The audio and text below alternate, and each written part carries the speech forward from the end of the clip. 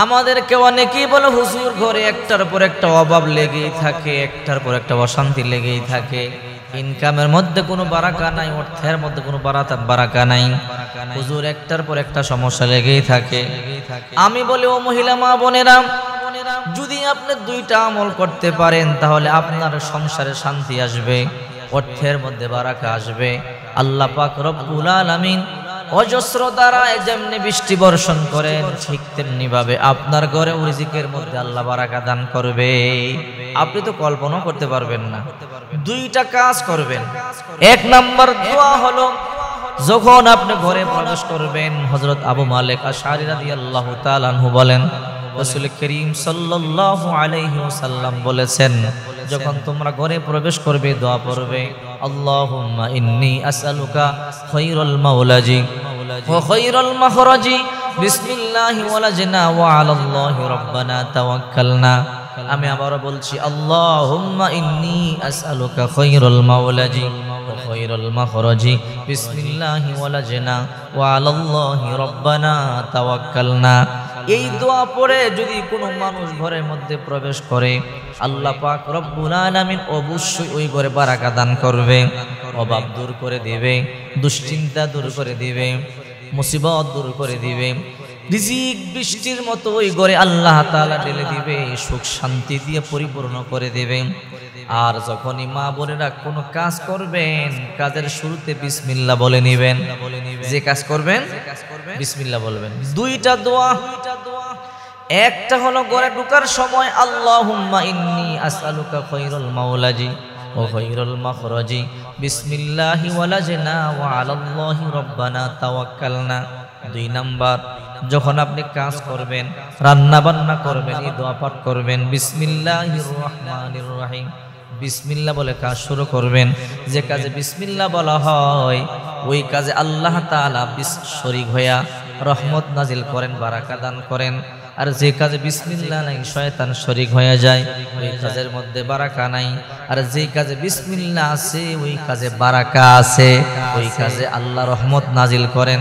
রাসূল করিম সাল্লাল্লাহু আলাইহি ওয়াসাল্লাম বলেন, আবু হুরায়রা, তুমি যখন যানবাহনে সাওয়ার হবে বিসমিল্লাহ বলবে, যতক্ষণ পর্যন্ত যানবাহন চলবে ততক্ষণ পর্যন্ত সওয়াব পেতে থাকবে।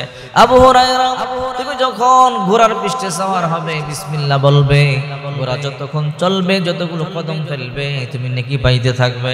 আবু হুরায়রা, তুমি যখন ওযু করবে বিসমিল্লাহ বলবে, যতক্ষণ পর্যন্ত ওযু শেষ না হবে নেকি তোমার নামে লিখতেই থাকবে। শুধু তাই নয়, যখন কোনো স্বামী আর স্ত্রীর মিলন করে বিসমিল্লাহি আল্লাহুম্মা জান্নিবিনাশ শাইতানা ওয়া জান্নিবিশ শাইতানা মা রাযাকতানা, বিসমিল্লাহ বলে শুরু করে। রাসূল করিম সাল্লাল্লাহু আলাইহি ওয়াসাল্লাম বলেন, ওই সহবাসের ফলে যদি আল্লাহ তাআলা সন্তান দান করেন, ওই সন্তানটা নেককার সন্তান হবে। ওই সহবাসের সাথে শয়তান শরীক হতে পারে না। আর যে সহবাস বিসমিল্লাহ ছাড়া করা হয়, শয়তান শরীক হয়ে যায়, নেককার সন্তান হয়।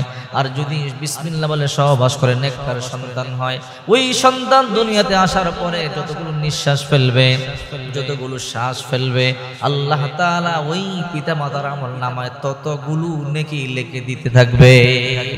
এই জন্য মহিলা মা বোনেরা বেশি বেশি জিজ্ঞাসা করে, হুজুর সংসারে শান্তি নাই, আয় উন্নতি নাই, রোজগারের মধ্যে কোনো বারাকা নাই, ঘরে সুখ শান্তি নাই।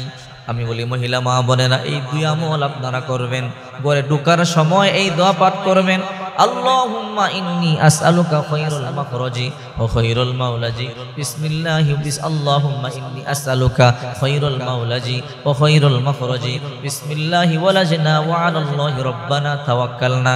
আর দুই নাম্বার যে কাজ করবেন বিসমিল্লাহ বলে কাজ করবেন। আল্লাহর হাবিব বলেন, যেই ঘরে সালাম দিয়ে প্রবেশ করা হয় আর বিসমিল্লাহ বলে খাবার খাওয়া শুরু হয়, ওই ঘরে শয়তান বলে এই ঘরে আজকে থাকারও জায়গা নাই, খাবারেরও জায়গা নাই। যে ঘরে সালাম দিয়ে ঢোকা হয় না, যে ঘরে বিসমিল্লাহ বলে খাবার খাওয়া হয় না, শয়তান বলে মা বিতালাকুম, হে দুনিয়ার শয়তানেরা শোনো, এই ঘরে আজকে আমরা খাবারের জায়গা পাইলাম, থাকার জায়গা পাইয়া গেলাম। এই জন্য যখনই ঘরে ঢুকবেন অবশ্যই সালাম দিবেন, বিসমিল্লাহ বলে দোয়াটা পাঠ করবেন। আল্লাহুম্মা ইন্নী আসআলুকা খায়রুল মাওলাজি ওয়া খায়রুল মাখরাজি বিসমিল্লাহি ওয়ালাজনা ওয়া আলাল্লাহি রাব্বানা তাওয়াক্কালনা। আর যে কাজটাই করবেন ওই কাজটা বিসমিল্লাহ বলে করবেন, অবশ্যই আল্লাহ আপনার কাজের মধ্যে পরিপূর্ণ করলাম।